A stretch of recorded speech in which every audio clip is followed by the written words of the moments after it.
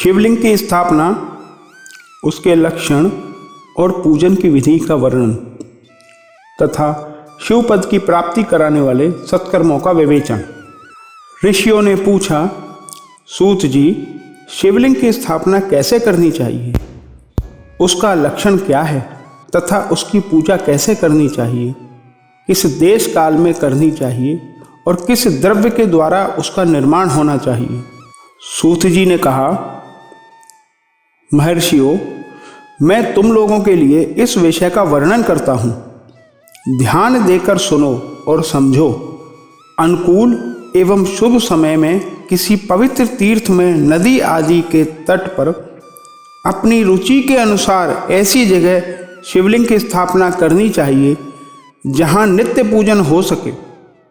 पार्थिव द्रव्य से, जलमय द्रव्य से अथवा तेजस पदार्थ से अपनी रुचि के अनुसार कल्पोक्त लक्षणों से युक्त शिवलिंग का निर्माण करके उसकी पूजा करने से उपासक को उस पूजन का पूरा फल प्राप्त होता है। संपूर्ण शुभ लक्षणों से युक्त शिवलिंग की यदि पूजा की जाए तो वह तत्काल पूजा का फल देने वाला होता है। यदि चल प्रतीक्षा करनी हो तो इसके लिए छोटा सा शिवलिंग अथवा विग्रह श्रेष्ठ माना जाता है, और यदि अचल प्रतिष्ठा करनी हो तो स्थूल शिवलिंग अथवा विग्रह अच्छा माना गया है। उत्तम लक्षणों से युक्त शिवलिंग की पीठ सहित स्थापना करनी चाहिए। शिवलिंग का पीठ मंडलाकार, चौकोर, त्रिकोण अथवा खाट के पाए की भांति ऊपर नीचे मोटा और बीच में पतला होना चाहिए। ऐसा लिंग पीठ महान फल देने वाला होता है। पहले मिट्टी से, प्रस्तर आदि से अथवा लोहे आदि से शिवलिंग का निर्माण करना चाहिए।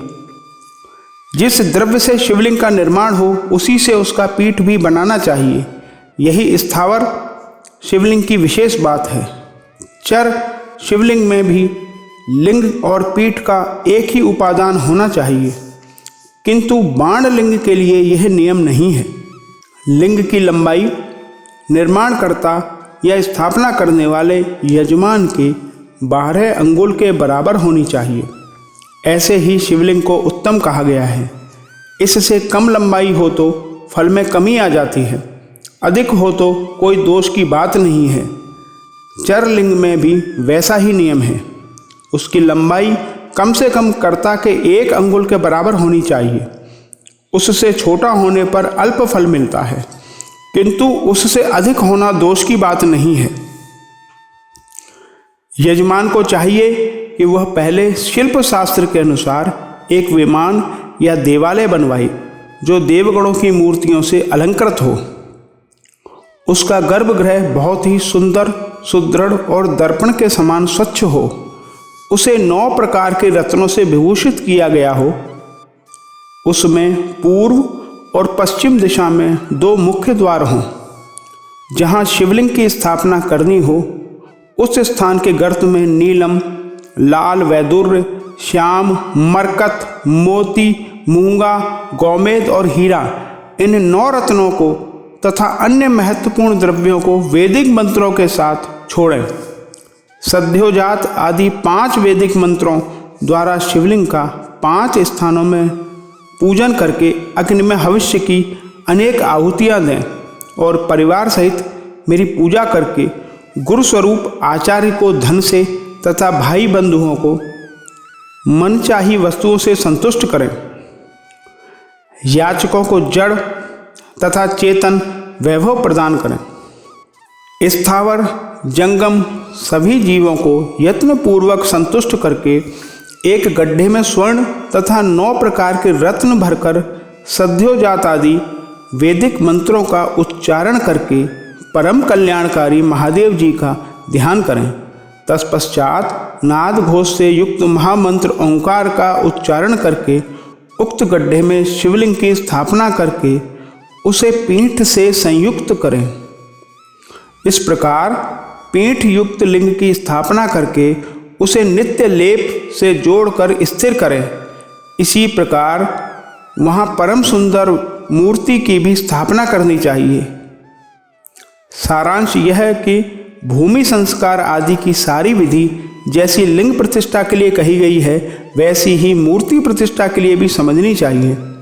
अंतर इतना ही है कि लिंग प्रतिष्ठा के लिए प्रणव मंत्र के उच्चारण का विधान है, परंतु वैर की प्रतिष्ठा पंचाक्षर मंत्र से करनी चाहिए। जहाँ लिंग की प्रतिष्ठा हुई है वहाँ भी उत्सव के लिए बाहर सवारी निकालने आदि के निमित्त मूर्ति को रखना आवश्यक है। वैर को बाहर से भी लिया जा सकता है, उसे गुरुजनों से ग्रहण करें। बाह्य वैर वहीं लेने योग्य है जो साधु पुरुषों द्वारा पूजित हो। इस प्रकार लिंग में और वैर में भी की हुई महादेव जी की पूजा शिवपद प्रदान करने वाली होती है।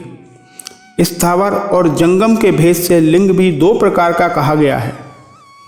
वृक्ष लता आदि को स्थावर लिंग कहते हैं और कृमि कीट आदि को जंगम लिंग।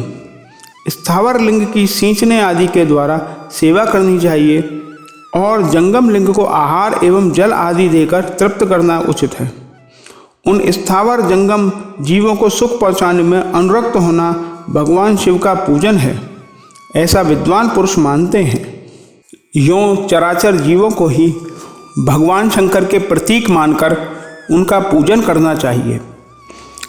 इस तरह महालिंग की स्थापना करके विविध उपचारों द्वारा उसका पूजन करें। अपनी शक्ति के अनुसार नित्य पूजा करनी चाहिए तथा देवालय के पास ध्वजारोपण आदि करना चाहिए। शिवलिंग साक्षात शिव का पद प्रदान करने वाला है अथवा चरलिंग में षोडशोपचारों द्वारा यथोचित रीति से पूजन करें।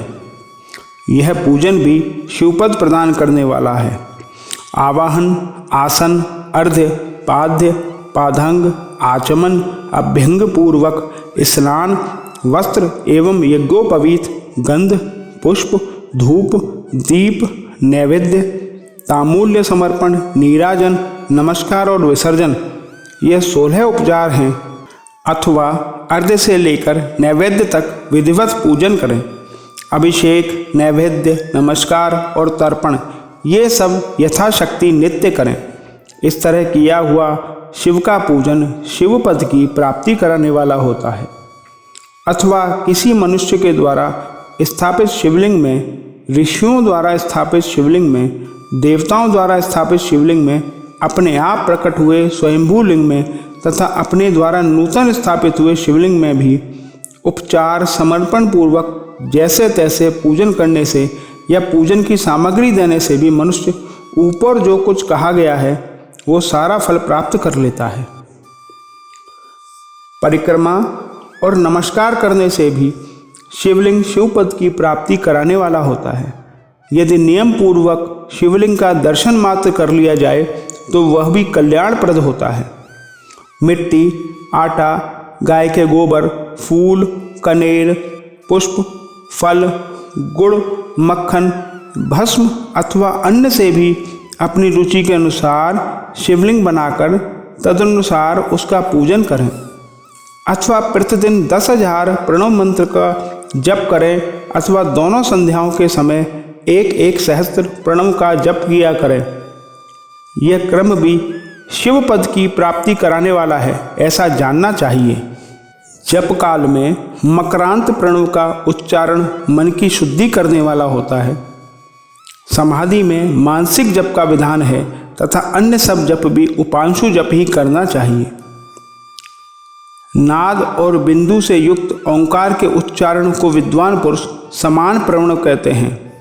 यदि प्रतिदिन आदर पूर्वक 10,000 पंचाक्षर मंत्र का जप किया जाए अथवा दोनों संध्याओं के समय 1-1 सहस्त्र का ही जप किया जाए तो उसे शिवपद की प्राप्ति कराने वाला समझना चाहिए। ब्राह्मणों के लिए आदि में प्रणव से युक्त पंचाक्षर मंत्र अच्छा बताया गया है। कलश से किया हुआ स्नान, मंत्र की दीक्षा, मातृकाओं का न्यास, सत्य से पवित्र अंतःकरण वाला ब्राह्मण तथा ज्ञानी गुरु, इन सबको उत्तम माना गया है। द्विजों के लिए नमः शिवाय के उच्चारण का विधान है। द्विजेतरों के लिए अंत में नमः पद के प्रयोग की विधि है, अर्थात वे शिवाय नमः इस मंत्र का उच्चारण करें। स्त्रियों के लिए भी कहीं कहीं विधि पूर्वक नमोन्त उच्चारण का ही विधान है, अर्थात वे भी शिवाय नमः का ही जप करें।